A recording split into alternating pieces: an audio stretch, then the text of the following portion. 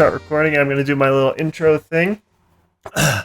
Hey everybody on the square, Andrew Marston here again with another episode of the Community Spotlight where we talk to active members of the square, get to know each other a little bit better. And today we are joined by Brittany Wardell. But before I switch scenes, I just want to mention that we actually recorded this once before and there was like a technical issue, and we tried a couple solutions and we just couldn't get it to work. So Brittany was nice enough to actually come back and record this the second time. So if we refer to the last time we talked about this, that's because we've already done this once. And on that note, I'm going to switch. And now, Brittany, thank you for being here again. Oh yeah, no problem. Anytime, literally. Yeah. And I even wore the same shirt as our first recording. You know, how did I not notice that? I had 2 opportunities to rep School of Motion and they failed both times. Amazing. Oh, huge! There goes your Christmas bonus right there. Bye. Yep, Joey's watching this. Boom! No more bonus for Brittany. Didn't wear the shirt. I'm not sure if I don't think I actually washed it. It was just sitting on that chair behind me, and I'm like, oh, this is a good idea. Like 3 washes. I mean, like 3 uses per wash. Minimum. Well, anyway. I had a lot of anxiety that day. I already said thank you for being here. So, Brittany, can you tell us a little bit about who you are, what you do, your origin story? My Oregon story? Yes. So I'm Brittany. I am a student experience manager here, which basically means that I've got my hands inside of our customer support team, our B2B team, team training, our community, obviously, our classrooms, just session operations, making sure that the emails go out and the things end and start when they're supposed to, and all kinds of really exciting back-end stuff. This is all at School of Motion. Yes. Yeah. Just in case anyone didn't know, Brittany works at School of Motion. Oh, yeah. I'm not sure if I said that or not. I didn't assume that. I just assumed that people knew that, but maybe they don't. Anyway, I completely interrupted your flow. Please continue. You basically run School of Motion is kind of what you're saying. No, that is not what I was saying. Good to know. Do a lot more. We just all wear lots of different fancy hats. That's all. And so right now, and again, I know the answer to this, but where are you located right now? Where are you calling from? I am in the Sunshine State of Florida, and we've been here for a whopping 2 weeks so far. Wow! And where did you move? Where did you move from? My husband and I were living in Connecticut before this, and so we were there for a few years. We always he always wanted to move to Florida. I was just like ready to do something different and was just open to whatever that was. So I was like, yeah, sure. That sounds nice. I like the beach. So the idea was that we would move here after we got married, which was supposed to be October 10th, 2020. That had a nice ring to it. And then, no. I know, I work here, don't I? I'm supposed to be a School of Motion employee. So we ended up pushing it back, and we got married August 7th, 2021. And like 2 days later, got on a plane and came here to just find places to look at and hopefully get that part all settled in. And then when it was time to do that a month later, we basically I drove the car with our 2 cats and our dog, and he drove the U-Haul. And yeah, we stopped in Charleston, South Carolina first for like a day. Nice. Just to decompress from that first trek. And then we did the rest, and we've been here for just about 2 weeks now. Wow. Well, congratulations on getting married.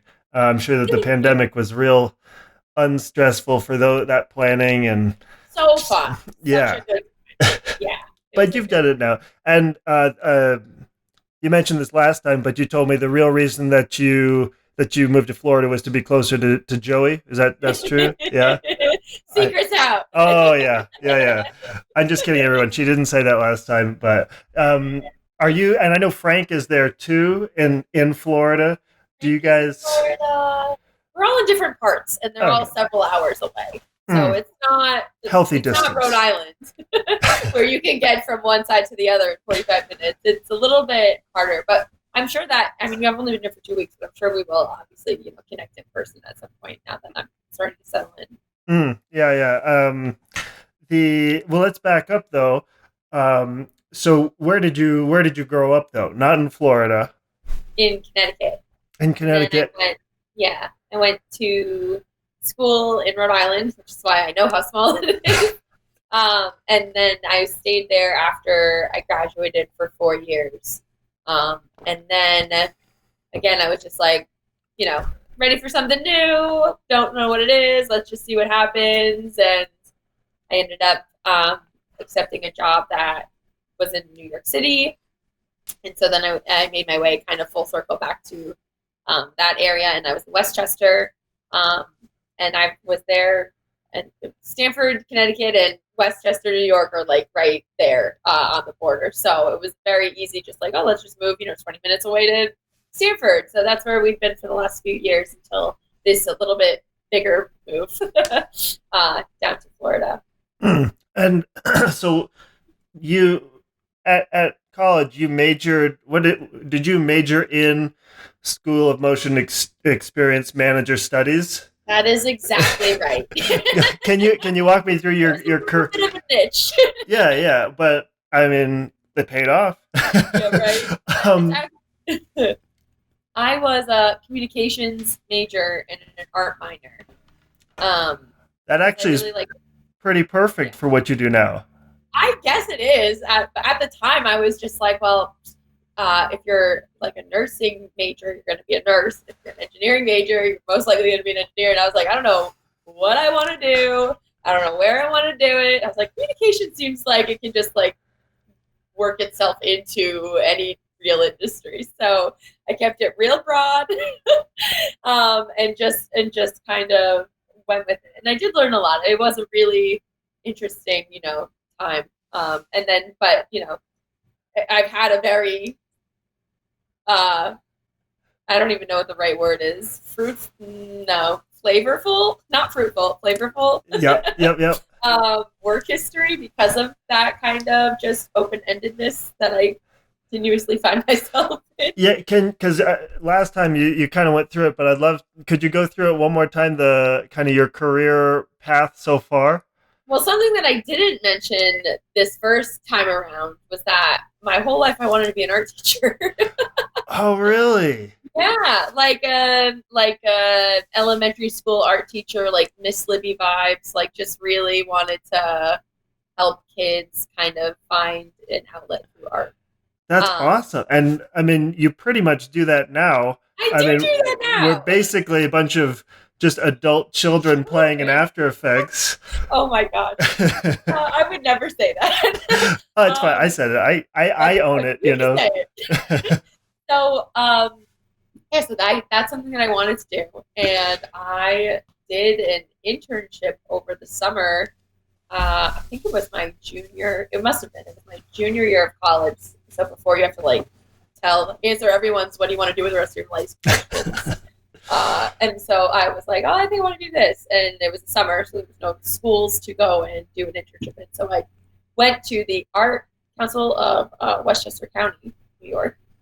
And I did an internship that I was shadowing the woman who kind of handled their grants for inner city schools and how you kind of followed up with that kind of programming. So it wasn't, which is still kind of the operational back end stuff, it kind of ties in, but during that internship, the woman that I was shadowing quit and had this very emotional conversation in her car with me, I can't do this anymore. Oh no. Oh yeah. And I was like, maybe I don't want to be an art teacher. Maybe she's it's an uphill battle. I have to, fight for our grants, and everyone doesn't think that it's important and it's the most important thing in the world to me. And I was like, I don't know about this. So wow. first job after I graduated, after my senior year, was selling advertising space in newspapers. Oh, natural like, next step. Absolutely. Totally cohesive. And then I did that for a few years, and then I was like, why? And then it was actually a really cool job because it was right when like the internet was starting to grow. Right. I've heard of this internet. I did a little bit of coding and how to we can get ourselves on Google Maps, just weird little things that are so small now compared to life. But at the time, it was a big deal. Yeah. That transition at the newspaper company, building a website for themselves and trying to figure out how do we make this, live over here. So I was part of that. And then I was just like, I want to do something more meaningful that impacts people and makes me want to, fill my actual time. And so then I went into nonprofit stuff, and I worked for an organization that helped people with barriers to employment get jobs. So it required a bunch of different things. I had a caseload of clients I would meet with, and we'd work on resume building, interview skills, shopping if they needed interview clothes. I'd also be meeting with managers or shop owners and just telling them about our program and the reasons to work with us and things like that. So kind of sales, but for the greater good and to actually help people and their livelihood. So I did enjoy that a lot, but I was also obviously wanted to make more money and wanted to have some room to grow, and there was not too much of either of those things within that realm, which is unfortunate.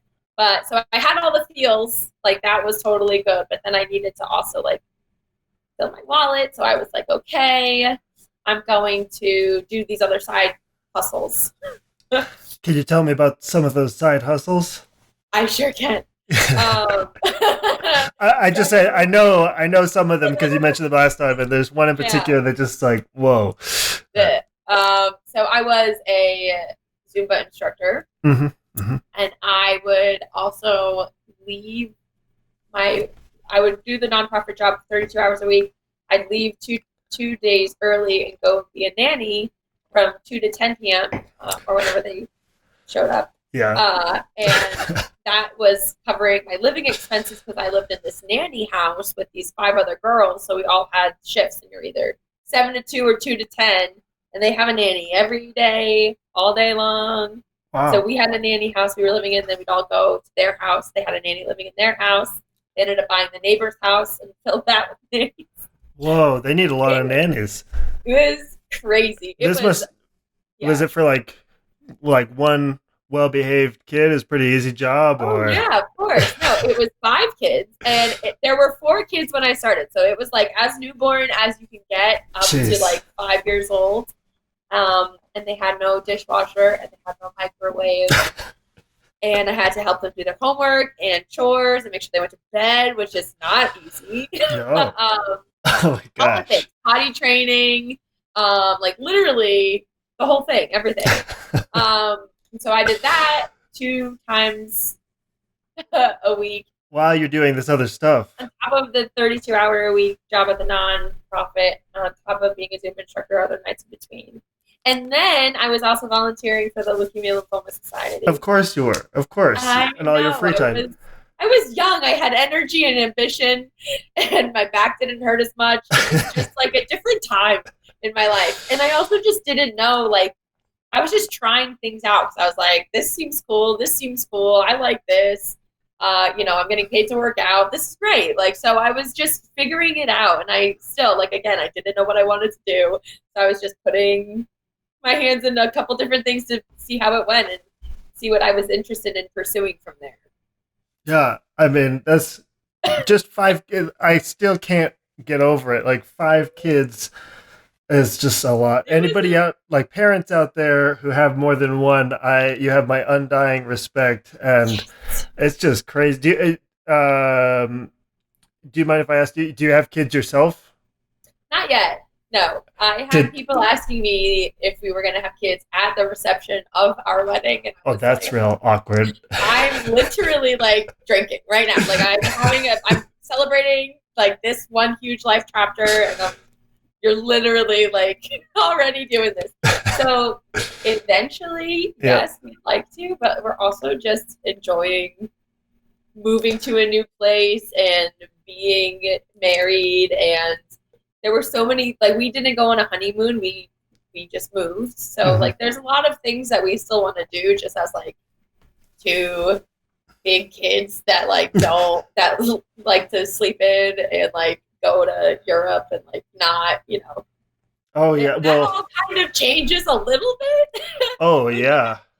So I know that that's gonna happen, and so I'm not gonna rush it. I'm gonna really enjoy the rest of the time I have, just being selfish. And yeah, definitely. I only asked because I was wondering if being a nanny of 5 kids in that situation impacted your decision to 100%. Yeah.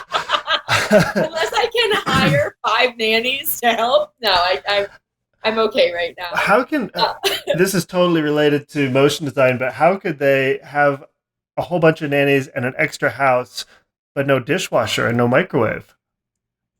I don't know. That was our problem, not theirs. Gotcha. They didn't have to think about that. Well, congratulations for surviving that experience. Thank you very much. Yeah, that definitely impacted it. I have 2 younger brothers, and the youngest one is 11 years younger than me. So having like literally since I was 11 had like a baby constantly around me, I was like, okay, well, this isn't fun at 3 a.m. Like, better things to do, like sleep.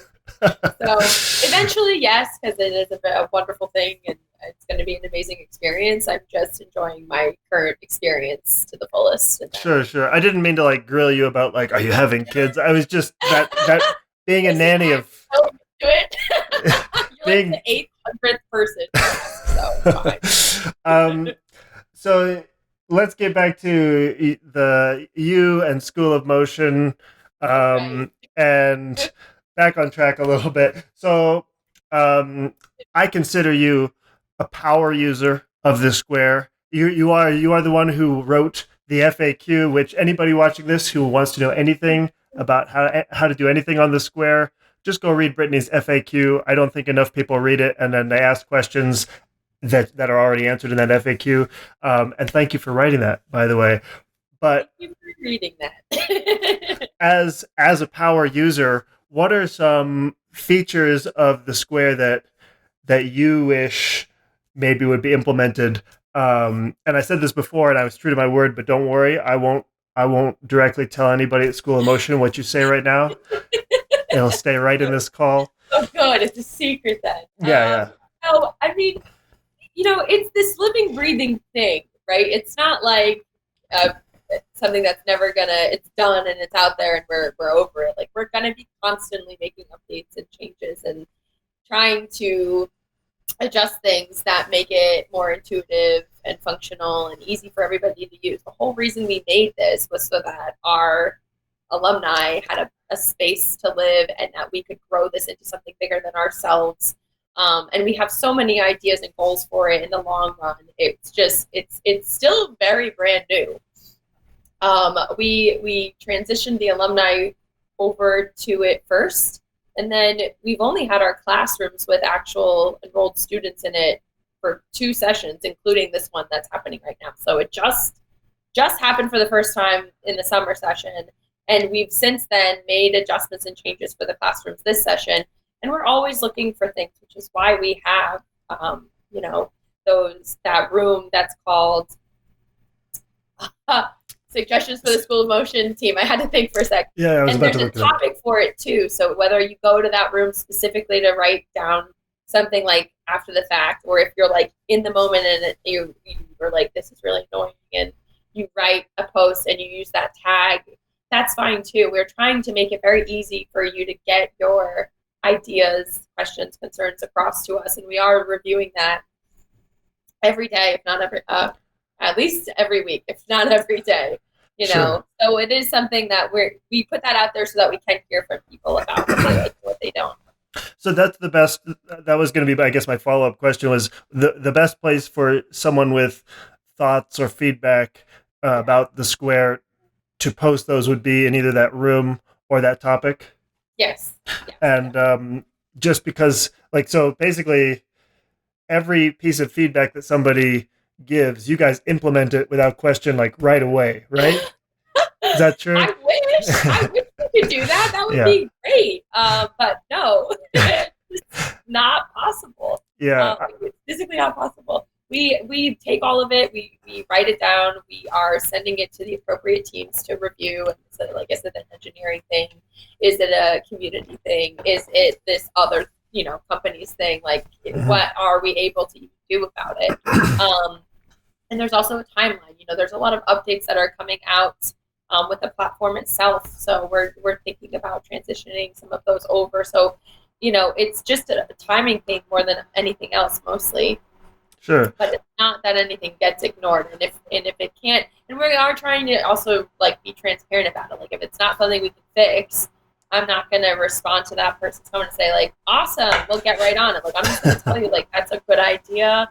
We'll put it in the backlog. We'll see when we can like make it a priority. Like, it's just, we have a lot of things going on. And so we want to make sure everyone is heard, but we have to add it to our existing timeline of projects, Sure. I mean, that makes total sense. And I can't remember who I was talking with at School Motion, but oh, it might have been you like 2 days ago. But no, there's a bunch of considerations that probably a lot of people don't see or think of, like the legal ramifications and like, the liability to School Motion as a company having this public forum and then all the features.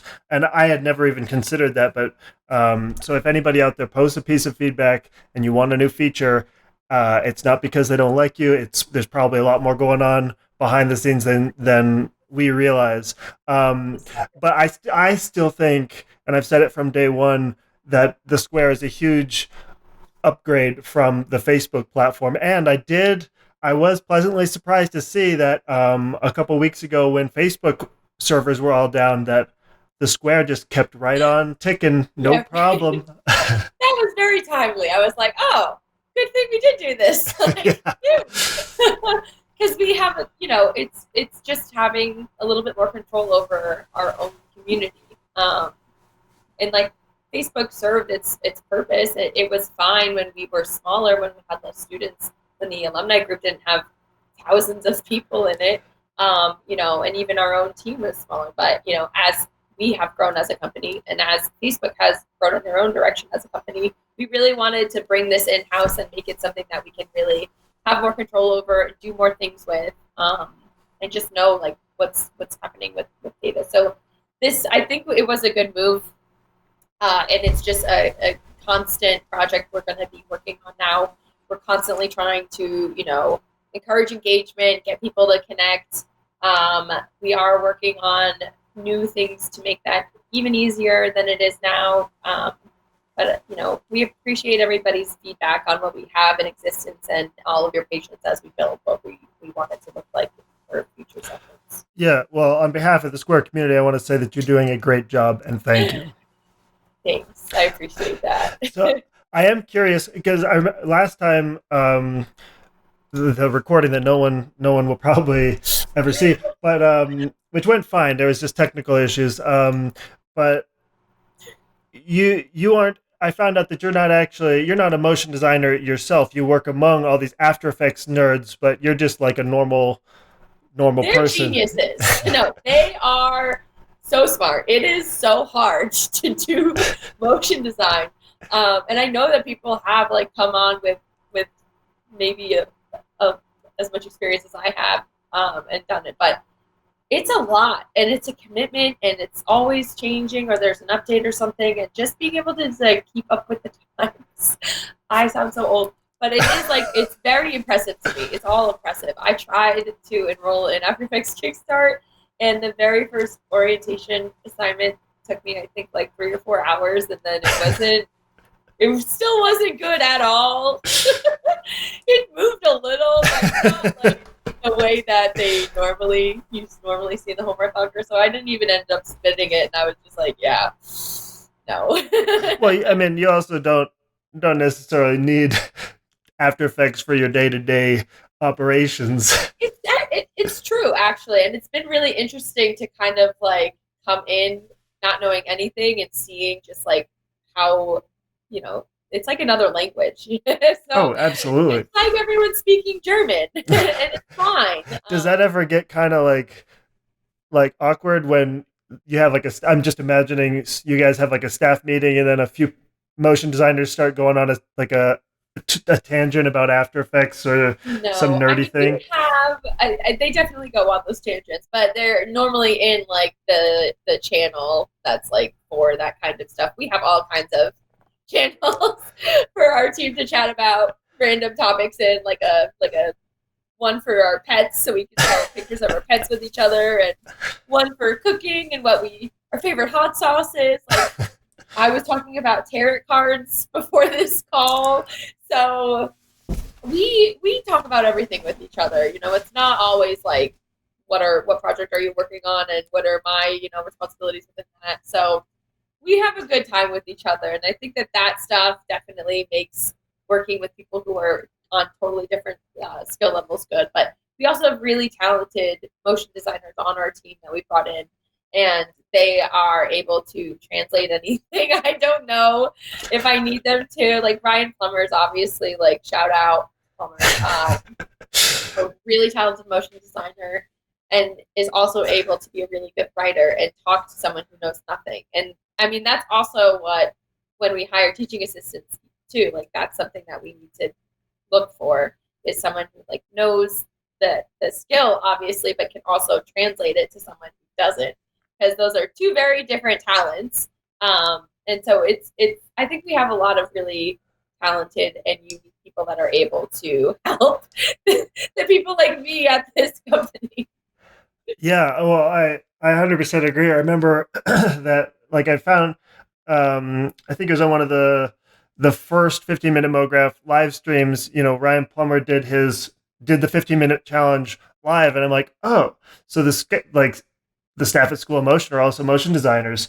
That's cool. Like he knows what he's doing for sure. Like, but then I find out, oh no, he's actually a writer, and I'm like, wait.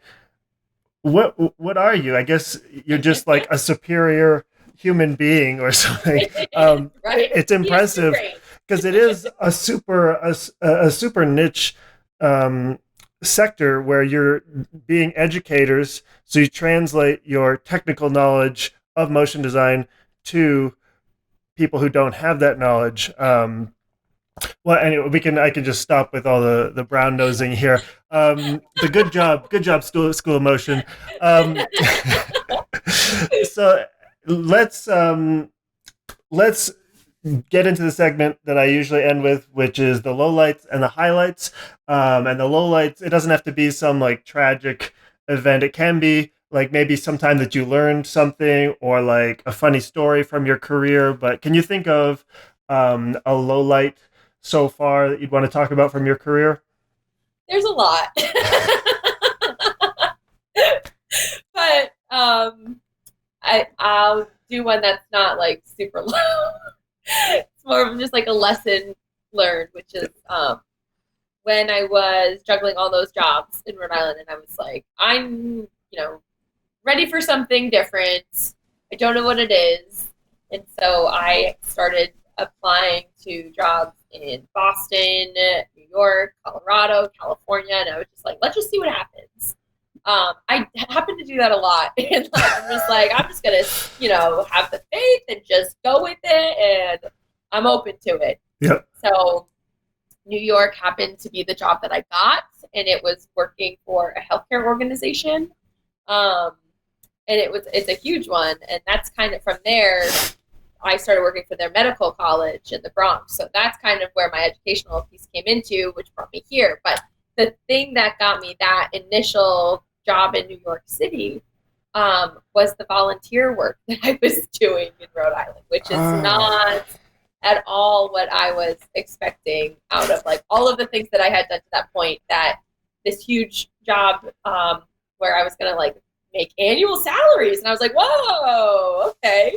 Health benefits. Like, that sounds great. That was because of a volunteer thing that I was doing that I just thought was going to, I mean, I guess it did look nice on my resume, but like I wasn't thinking it was going to be more than like a ooh thing for an employer. And it ended up being a huge component of like a total life-changing event for me that brought me to a new state, to a new job, to a new industry, and clearly like played a role in helping me find my way into this education like sector.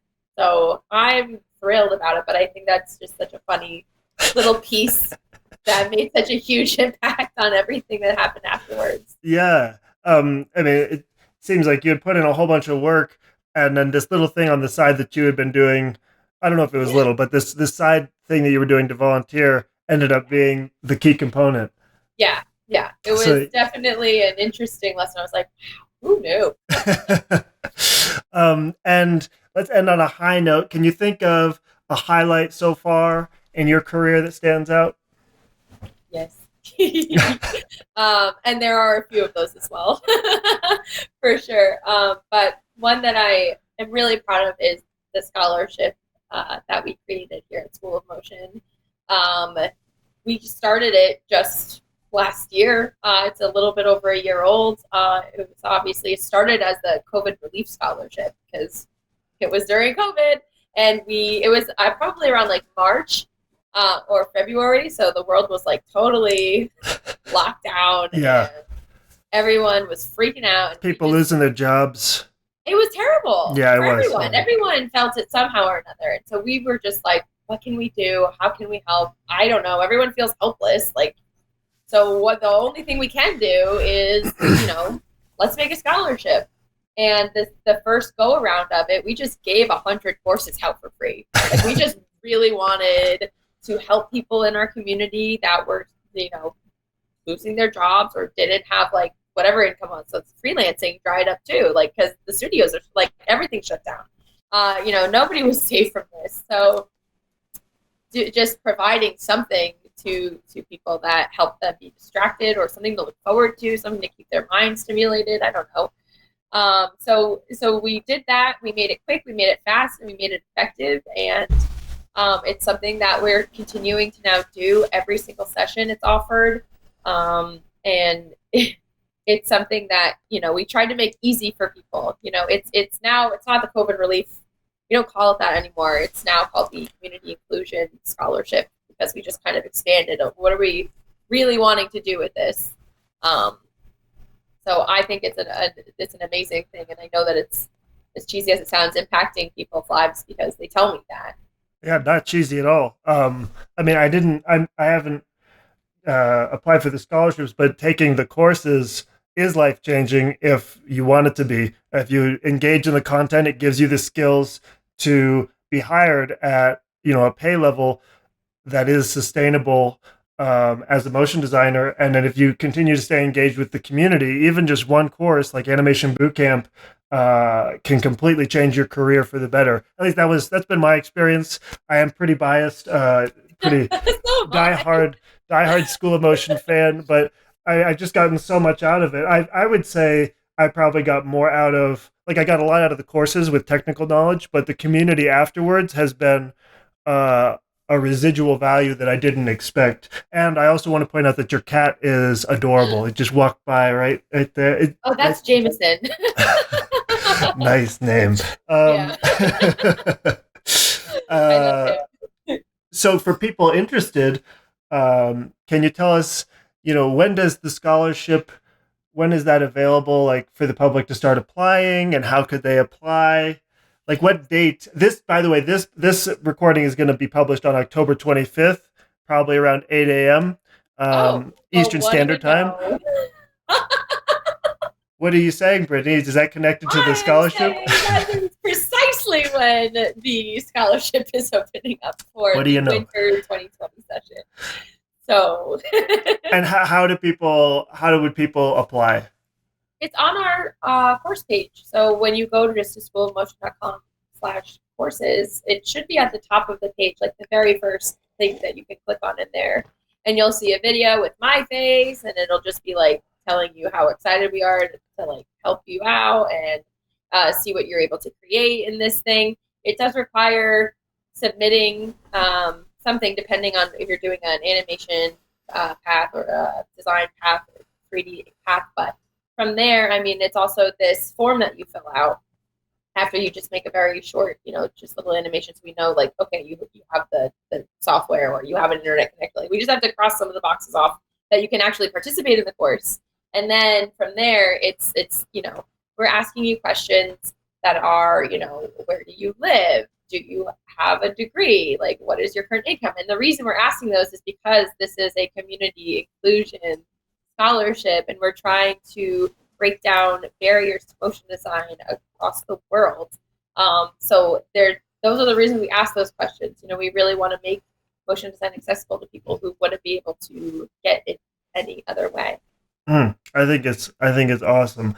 And that on that high note, I think we're gonna wrap it up here. But once again, on behalf of the Square community, I just want to say thank you for everything you do for our community. And I feel safe saying, we really appreciate it, even though I should only speak for myself. I'm pretty sure it's okay. So thank you so much.